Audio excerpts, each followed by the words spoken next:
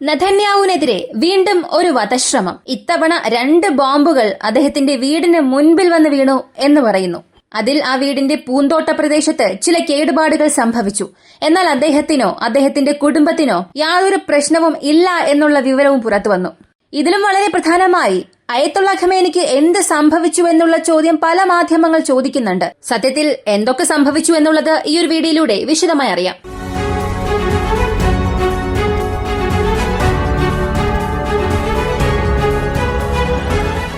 2 flash bombs Netanyahu വീടിന്റെ പൂന്തോട്ട മേഖലയിലേക്ക് വന്ന് വീണു എന്നുള്ള വിവരം പുറത്തു വന്നു.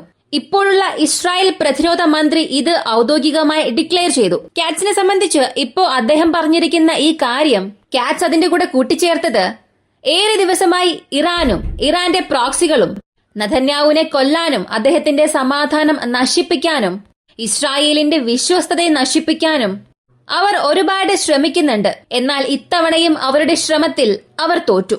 എങ്ങനെയാണോ ഞങ്ങളുടെ രാജ്യത്തിനുള്ളിൽ ഞങ്ങളുടെ നേതാവിന് നേരെ ഇങ്ങനെ ഒരു ആപത്ത് വരുന്നത്, അതുപോലെ തന്നെ അവരുടെ രാജ്യത്തിനുള്ളിലെ പ്രധാനപ്പെട്ട വ്യക്തികൾക്ക് നേരെയും ഇങ്ങനെയുള്ള സംഭവങ്ങൾ നടക്കാൻ സാധ്യതയുണ്ട്. നിങ്ങൾ ഒരല്പം ശ്രദ്ധിച്ചിരിക്കുക എന്നാണ് നൽകിയിരിക്കുന്ന മുന്നറിയിപ്പ്. ഇന്ന് ആരും പ്രതീക്ഷിക്കാത്ത രീതിയിൽ ഇസ്രായേൽ സെൻട്രൽ ബെയ്റൂട്ട് പ്രദേശത്ത് ഒരു ആക്രമണം നടത്തി. കഴിഞ്ഞ 36 മണിക്കൂറിനുള്ളിൽ 300-ലധികം ടാർഗറ്റ്സിനെ ഇസ്രായേൽ നശിപ്പിച്ചു എന്നുള്ള വാർത്തയും അവർ ഔദ്യോഗികമായി പുറത്തുവിട്ടു. ആ ഒരു പ്രദേശത്ത് ഇസ്രായേലിന്റെ തല പൊങ്ങി വരികയാണ്. അതുപോലുള്ള അവിടെയുള്ള ഹിസ്ബുള്ളയും തിരികെ ഇസ്രായേലിനെതിരെ പല രീതിയിലുള്ള റോക്കറ്റ്സുകൾ അയക്കുന്നുണ്ട്. പക്ഷേ വലിയ രീതിയിലുള്ള പ്രശ്നങ്ങളൊന്നും ഇസ്രായേലിന് സംഭവിക്കുന്നില്ല. അവർ ഹിസ്ബുള്ള പിന്തുണയുള്ള പ്രദേശങ്ങളെല്ലാം താറുമാറാക്കുകയാണ്. 300 സ്ഥലങ്ങളെ ലക്ഷ്യം വെച്ച് ആക്രമിച്ചു എന്ന് ഇസ്രായേൽ പറയുമ്പോൾ തന്നെ അവർ നടത്തിയ ആക്രമണം ഏത് വിധത്തിലുള്ളതാണെന്ന് മനസ്സിലാക്കാൻ സാധിക്കും. അങ്ങനെയായിരുന്നു ആരും പ്രതീക്ഷിക്കാത്ത രീതിയിൽ സെൻട്രൽ ബെയ്റൂട്ടിലും അവരുടെ ആക്രമണം നടത്തി. എന്തിനാണ് ഇപ്പൊ സെൻട്രൽ ബെയ്റൂട്ടിൽ നിങ്ങൾ ഇങ്ങനൊരു ആക്രമണം നടത്തുന്നത് എന്ന് പലരും ചോദിക്കുമ്പോഴാണ് അടുത്ത ഒഫീഷ്യൽ അറിയിപ്പ് പുറത്തുവന്നു. ഇത് ഹിസ്ബുള്ളയ്ക്ക് ഒരു വലിയ ഞെട്ടലായി മാറി. ഹിസ്ബുള്ളയുടെ ഔദ്യോഗിക വക്താക്കൾ അതിലെ ഒരു പ്രധാനപ്പെട്ട വ്യക്തിയെ കൊന്നു എന്നുള്ള അറിയിപ്പാണ് ഇസ്രായേൽ നൽകിയത്. ഇസ്രായേൽ ആക്രമണം നടത്തിയപ്പോൾ പ്രധാനപ്പെട്ട ഒരു കെട്ടിടത്തെ നോക്കി അവരുടെ പ്രിസിഷൻ അറ്റാക്ക് നടത്തി. അതിൽ ഒരു ഹൈ വാല്യൂ ടാർഗറ്റ് ഉണ്ടായിരുന്നുവെന്ന് ഇസ്രായേലും പറഞ്ഞു. എന്നാൽ അതാരാണ് എങ്ങനെയെന്നൊന്നും ഇസ്രായേൽ ആ സമയം പറഞ്ഞില്ല. ഉടൻ തന്നെ ഹിസ്ബുള്ളയുടെ ഭാഗത്ത് നിന്നും ഒരു വാർത്ത പുറത്തു വന്നു. Official spokesperson no more എന്നായിരുന്നു. അദ്ദേഹത്തിന്റെ പേര് മുഹമ്മദ് അബീബ് എന്നാണ്. അദ്ദേഹം ഒരു സ്പോക്സ് പേഴ്സൺ ആണെങ്കിലും ഹിസ്ബുള്ളയുടെ പ്രധാനപ്പെട്ട നേതാക്കളിൽ ഒരാളായാണ് അദ്ദേഹത്തെയും കണ്ടത്. ഇപ്പോ ഹിസ്ബുള്ളയുള്ള ഈ ഒരു അവസ്ഥയിൽ മുഹമ്മദ് അബീബ് എന്ന വ്യക്തിയുടെ നഷ്ടം ഹിസ്ബുള്ളയ്ക്ക് ഒരിക്കലും നികത്താനാകാത്ത നഷ്ടം തന്നെയാണ്. ആരും ഇത് പ്രതീക്ഷിച്ചിരുന്നില്ല. കാരണം ബെയ്റൂട്ട് പ്രദേശത്ത് അവരുടെ ആക്രമണം അങ്ങനെ നടത്തില്ലായിരുന്നു. പകരം അവരുടെ ആക്രമണമെല്ലാം ബെയ്റൂട്ടിനുള്ള പുറംഭാഗത്തായിരുന്നു. പക്ഷേ ഇപ്പോൾ വളരെ പ്രധാനപ്പെട്ട ഒരു അറ്റാക്കായി ഇതവർ നടത്തി. അങ്ങനെ ഇസ്രായേൽ ഈ ചെയ്യുന്നതെല്ലാം ഒരു ഘട്ടത്തിന് ശേഷം വംശഹത്യയാണ് എന്ന് പല രാജ്യങ്ങൾ പറയുന്നു. സൗത്ത് ആഫ്രിക്ക ഉൾപ്പെടെ പല രാജ്യങ്ങൾ ഇസ്രായേലിനെതിരെ കേസ് പോലും ICCയിൽ നടത്തി.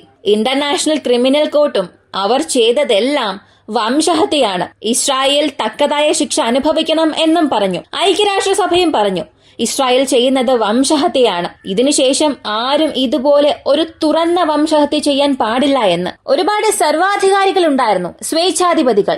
അവർ ഇങ്ങനെയുള്ള വംശഹത്യകൾ ചെയ്തിട്ടുണ്ട്. എന്നാൽ ഇസ്രായേൽ ചെയ്യുന്നത് പോലെ ആരും തന്നെ ചെയ്തിട്ടില്ല. ഇതും ഒരു വംശഹത്യയാണ് എന്ന് ഐക്യരാഷ്ട്രസഭ പറഞ്ഞു. അതെങ്ങനെ ഐക്യരാഷ്ട്രസഭയ്ക്ക് ഞങ്ങൾക്കെതിരെ ഒരു അഭിപ്രായം പറയാൻ സാധിക്കുക? ഇങ്ങനെ ഇസ്രായേൽ തിരികെ ചോദ്യം ചെയ്യുന്നു. ഐക്യരാഷ്ട്രസഭ പറയുന്നതെല്ലാം കെട്ടിച്ചമച്ച വാർത്തകളാണ്. അതിൽ യാഥാർത്ഥ്യം ഒന്നും തന്നെ ഇല്ല. എല്ലാം ആരോ എഴുതി വച്ചത് വായിക്കുന്നതാണ്. ഞങ്ങൾ വംശഹത്യയൊന്നും ചെയ്തിട്ടില്ല. അതിനുള്ള തെളിവുകൾ പോലും നിങ്ങളുടെ പക്കൽ ഇല്ല. ആരെയൊക്കെയോ സന്തോഷിപ്പിക്കുന്നതിനു വേണ്ടിയാണ് ഐക്യരാഷ്ട്രസഭ ഇങ്ങനെ ഒരു പ്രസ്താവന നടത്തിയത്. അവർ നൽകിയ പ്രസ്താവന അവർ തന്നെ തിരിച്ചെടുക്കണം എന്നും ഇസ്രായേൽ പറഞ്ഞു. ഇവിടെയാണ് പോപ്പ് ഫ്രാൻസിസ് വരുന്നത്. അദ്ദേഹത്തെ സംബന്ധിച്ച് ലോക രാഷ്ട്രീയത്തിൽ അദ്ദേഹത്തിന്റെ കാഴ്ചപ്പാട് പലതുമുണ്ട്. അദ്ദേഹത്തിന്റെ പല ആശയങ്ങളും ഉണ്ടായിരിക്കും.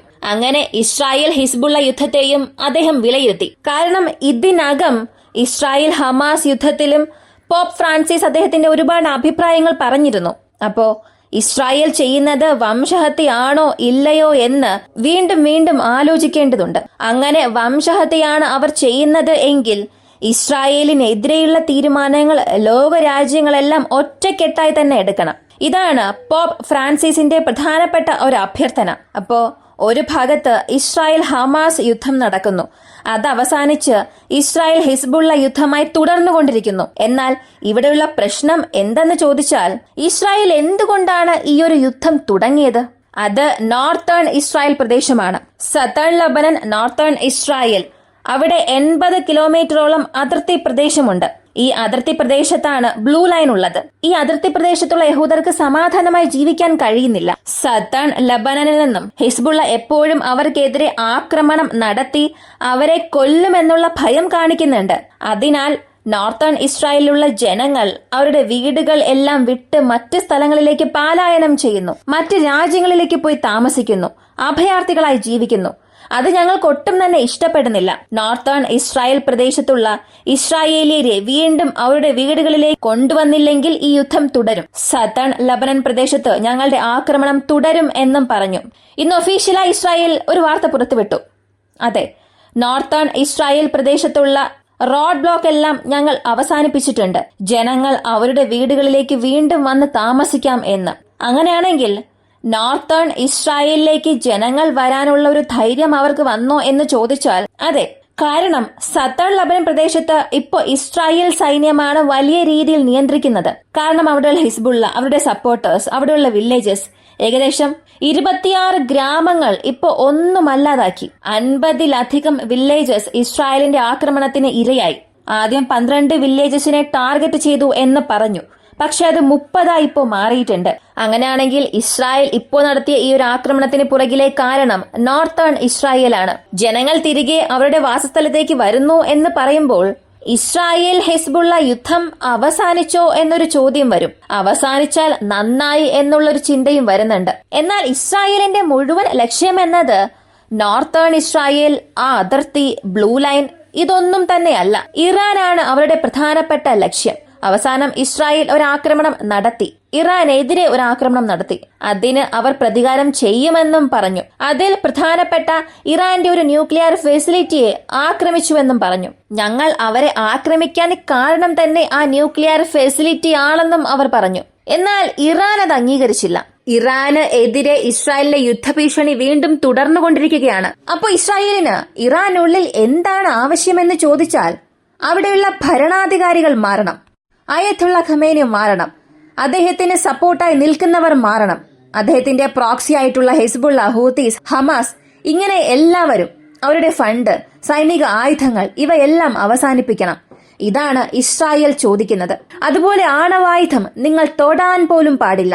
ഇവയെല്ലാം ഇത്രയും ദിവസം വലിയ രീതിയിൽ കൈകാര്യം ചെയ്തുകൊണ്ടുപോയത് അയത്തുള്ള ഖമേനി ആയിരുന്നു. പക്ഷെ അദ്ദേഹത്തിന് പെട്ടെന്ന് ശാരീരിക ബുദ്ധിമുട്ടുണ്ടായതായി ഒരു മിസ്ഇൻഫോർമേഷൻ അല്ലെങ്കിൽ ഒരു ഇൻഫോർമേഷൻ പുറത്തു വന്നു. ഇത് ഔദ്യോഗികമായി ആരും തന്നെ പറഞ്ഞിട്ടില്ല. ഇറാന്റെ പ്രധാനപ്പെട്ട നേതാവ്, അദ്ദേഹം ഇപ്പോ കോമ സ്റ്റേജിലാണ്. അദ്ദേഹത്തിന് വിഷം എന്തോ നൽകിയിട്ടുണ്ട്. ശരീരത്തിന് നല്ല സുഖമില്ല, പാനിക് അറ്റാക്ക് ഉണ്ടായി. ഇങ്ങനെ പല രീതിയിൽ ഈ ഒരു വാർത്ത പടരുന്നുണ്ട്. ഒന്നുകിൽ അദ്ദേഹത്തിന് വിഷം കൊടുത്തിട്ടുണ്ടാകണം, അല്ലെങ്കിൽ അദ്ദേഹത്തെ പ്രതികാരം ചെയ്യാനായി അയത്തുള്ള ഖമേനിയുടെ ആരോഗ്യം നശിപ്പിക്കാൻ മറ്റെന്തോ മിശ്രിതങ്ങൾ കലർന്നു കൊടുത്തു എന്നുള്ള വാർത്തയും വരുന്നുണ്ട്. ഈ ഒരു വാർത്ത ഒരുപാട് പേർ ഷെയർ ചെയ്യാൻ തുടങ്ങി. പലരും സത്യമായിരിക്കുമെന്ന് വിശ്വസിക്കുന്നുമുണ്ട്. അദ്ദേഹം ഒരുപാട് ദിവസമായി പുറത്തേക്ക് വന്നിട്ടില്ല. ഒരുപക്ഷെ ഈ വാർത്തകളെല്ലാം ശരിയായിരിക്കാം. അദ്ദേഹം ഒരുപക്ഷെ കോമ സ്റ്റേജിലായിരിക്കാം. അദ്ദേഹത്തിന്റെ മകനാണ് അടുത്തിറാനെ വഴി നടത്താൻ പോകുന്നത് എന്നുള്ള വിവരമൊക്കെ പുറത്തു വരുന്നുണ്ട്. എന്നാൽ ഇത് ഒരു അൺകൺഫേംഡ് ന്യൂസ് മാത്രമാണ്. ഒരുപക്ഷെ അദ്ദേഹത്തിന് എന്തെങ്കിലും സംഭവിച്ചാൽ ഇറാന്റെ അവസ്ഥ എന്തായിരിക്കും? നേതാവില്ലാത്ത ഹിസ്ബുള്ള പോലെ, നേതാവില്ലാത്ത ഹമാസ് പോലെ, നേതാവില്ലാത്ത ഇറാനായി മാറും. കാരണം പ്രസിഡന്റ് പെസഷ്കിന് മുൻ പ്രസിഡന്റിനെ പോലെ അത്രത്തോളം കഴിവുണ്ടോ എന്ന് ചോദിച്ചാൽ ഇറാനിലെ ജനങ്ങൾക്ക് അതൊരു സംശയമാണ്. പലയിടങ്ങളിലും പെസഷ്കി തോൽക്കുന്നതും ഇറാന്റെ മുഴുവൻ ആത്മവിശ്വാസത്തെ തകർക്കുന്ന രീതിയിലുള്ള പ്രവർത്തനം ഉണ്ടാകുന്നുവെന്ന് ഇറാൻ ജനങ്ങൾ തന്നെ സോഷ്യൽ മീഡിയയിൽ പങ്കുവയ്ക്കുന്നുണ്ട്. അതിനാൽ ഇത്രയും ദിവസം അയത്തുള്ള ഖമേനിയുടെ പ്രവർത്തനങ്ങളായിരുന്നു ഇറാൻ തല നിവർന്ന് നിൽക്കാൻ കാരണം. അവിടെയുള്ള ജനങ്ങളുടെ മനസ്സിൽ അദ്ദേഹം ഒരു ഹീറോ തന്നെയാണ്. അങ്ങനെയുള്ള അയത്തുള്ള ഖമേനി ജീവനോടെ ഉണ്ടാകാൻ സാധ്യതയില്ല എന്നുള്ള വാർത്തകൾ വരുമ്പോൾ അതൊരു കെട്ടിച്ചമർച്ച വാർത്തയാണ്. അദ്ദേഹത്തിന് ഒന്നും സംഭവിച്ചിട്ടുണ്ടാകില്ല എന്ന് ഇറാനെ പിന്തുണയ്ക്കുന്ന വ്യക്തികൾ വിശ്വസിക്കുന്നു.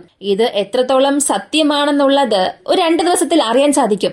എന്നാൽ അയത്തുള്ള ഇല്ലാത്ത ഇറാന്റെ യുദ്ധ സാഹചര്യം നമ്മെക്കൊണ്ട് ചിന്തിച്ചു നോക്കാൻ പോലും സാധിക്കില്ല. അങ്ങനെ അയത്തുള്ള ഇല്ലാത്ത ഒരു യുദ്ധമുണ്ടെങ്കിൽ അത് ഇസ്രായേലിന് അനുകൂലമായി തന്നെ മാറും. ഇസ്രായേൽ പെട്ടെന്ന് തന്നെ അവർ എന്തെല്ലാം ചെയ്യണം എന്നാഗ്രഹിച്ചു അതെല്ലാം ചെയ്യും. അപ്പോ ഉടൻ തന്നെ യുദ്ധം അവസാനിക്കുമോ എന്ന് ചോദിച്ചാൽ യുദ്ധം ഉടൻ അവസാനിപ്പിക്കാൻ ഇസ്രായേൽ ആഗ്രഹിക്കുന്നില്ല. അതാണ് സത്യം. എങ്ങനെയാണോ റഷ്യ ഉക്രൈൻ യുദ്ധം നീണ്ടുകൊണ്ടു പോകുന്നത് അതുപോലെയാണ് ഇസ്രായേൽ ഹിസ്ബുള്ള യുദ്ധം നീണ്ടുപോകാനുള്ള സാധ്യതയുണ്ട്. കാരണം ഇതിനെ കാരണം കാണിച്ചാണ് ബാക്കിയുള്ള അറബ് രാജ്യങ്ങളെയും ഇസ്രായേലിനെതിരെയുള്ള രാജ്യങ്ങളെയും ഇസ്രായേലിനെ കൊണ്ട് കീഴ്പ്പെടുത്താൻ സാധിക്കുക. ഇവയെല്ലാം ഒരു മാർക്കറ്റ് സ്ട്രാറ്റജിയാണ്, ഒരു ഓപ്പൺ എക്സ്പെരിമെന്റ് ആണ്. ഒരു ഘട്ടത്തിൽ സതൺ ലബനൻ പ്രദേശത്തുള്ള മുഴുവൻ ഗ്രാമങ്ങളെയും നശിപ്പിച്ചാൽ യുദ്ധം അവസാനിക്കുമെന്ന് പറഞ്ഞു. യുദ്ധം അവസാനിച്ചതേയില്ല. ഹിസ്ബുള്ളയുടെ നേതാക്കളെ നശിപ്പിച്ചാൽ യുദ്ധം അവസാനിക്കുമെന്ന് പറഞ്ഞു. എന്നാൽ യുദ്ധം അവസാനിച്ചതേയില്ല. ഹമാസിന്റെ നേതാക്കളെ കൊന്നാൽ യുദ്ധം അവസാനിക്കുമെന്ന് പറഞ്ഞു. യുദ്ധം അവസാനിച്ചില്ല. വീണ്ടും തുടർന്നു കൊണ്ടുപോകുന്നു. ഇത് തുടരാൻ ഇസ്രായേലും തയ്യാറായി തന്നെയാണുള്ളത്. മറുഭാഗത്ത് ഇറാനും തയ്യാറെടുപ്പിലാണുള്ളത്. ചില മാസങ്ങൾക്ക് മുൻപ് അമേരിക്ക ഇസ്രായേലിന് ഒരു വലിയ മുന്നറിയിപ്പ് നൽകിയിരുന്നു. അവിടെയുള്ള ജനങ്ങൾക്ക് സഹായം ലഭിക്കണം, അതിനുള്ള വഴികളെല്ലാം ഇസ്രായേൽ തന്നെ ചെയ്യണം എന്ന് പറഞ്ഞു. പക്ഷേ അതിന്റെ പകുതി പോലും ഇസ്രായേൽ ചെയ്ത് അവസാനിപ്പിച്ചിട്ടില്ല. ഇതും പുറത്തു വന്നു. ഇനി അടുത്ത ഘട്ടമായി ഇസ്രായേലിന് സപ്പോർട്ടായി അമേരിക്ക എന്തെങ്കിലും ചെയ്യുമോ? ഇനി ഇറാനെതിരെയുള്ള ആക്രമണം അമേരിക്കയുടെ ആഗ്രഹത്തോടുകൂടി ഇസ്രായേൽ ചെയ്യുമോ? മിഡിൽ ഈസ്റ്റിൽ എങ്ങനെയുള്ള പ്രശ്നങ്ങൾ വരാൻ പോകുന്നു? എല്ലാം കാത്തിരുന്ന് തന്നെ കാണാം. ഈ ഒരു വീഡിയോയെ കുറിച്ചുള്ള നിങ്ങളുടെ അഭിപ്രായം കമന്റിൽ പറയുക. വീഡിയോ ഇഷ്ടമായാൽ ലൈക്ക് ചെയ്യുക, ഷെയർ ചെയ്യുക. നമ്മുടെ ചാനൽ ആദ്യമായി കാണുന്നവരാണെങ്കിൽ മറക്കാതെ സബ്സ്ക്രൈബ് ചെയ്ത് സപ്പോർട്ട് ചെയ്യുക. മറ്റൊരു വീഡിയോയുമായി വീണ്ടും കാണാം.